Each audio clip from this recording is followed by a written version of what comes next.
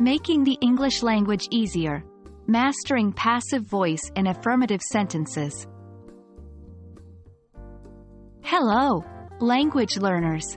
Today, we are focusing on a fascinating area of English grammar: the passive voice in affirmative sentences.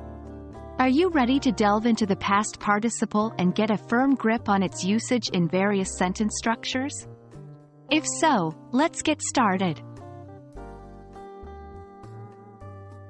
Before we jump into examples, let's revisit the concept of passive voice.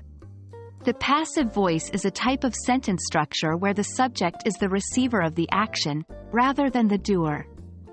And in passive voice sentences, the verb generally takes the form of be plus past participle. Here's an example of an active voice sentence and its passive counterpart. Active: the cat chased the mouse. Passive: the mouse was chased by the cat. In the passive sentence, the mouse becomes the subject, and the verb takes the form of was, a form of be plus chased, the past participle. Now that we've refreshed our understanding of passive voice, let's dive into passive voice in affirmative sentences. Affirmative sentences are simply sentences that express a positive or affirmative fact or action. Here's an example. Active: the teacher graded the papers. Passive: the papers were graded by the teacher. In the passive sentence, we see the past participle, graded, following the auxiliary verb, were. Note that the tense of the verb, be, must match the tense in the active voice sentence.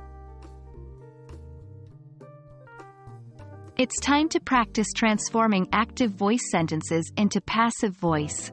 Remember, to do this you need to 1.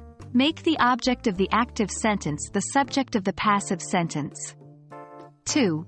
Use the correct form of the verb, be, according to the tense. 3. Add the past participle of the main verb. 4. Finally, add by and the original subject.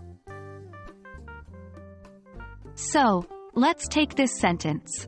Active: she baked a cake. Now, let's transform it. Passive: a cake was baked by her. See how it works? It might seem tricky at first, but with practice, you'll become a pro. In many passive voice sentences, it's common to drop the agent, the doer, of the action, especially when it's not important or already understood. So, our previous example could simply be, a cake was baked. This sentence still gives us the important information, that a cake was baked, but it doesn't specify who did the baking. That's the beauty of the passive voice. And that's a wrap on the basics of using the passive voice in affirmative sentences. Remember, mastering the passive voice takes practice, so keep transforming those active sentences into passive ones and soon it will become second nature. I hope this video has been a helpful tool in your English learning journey. Until next time, happy studying!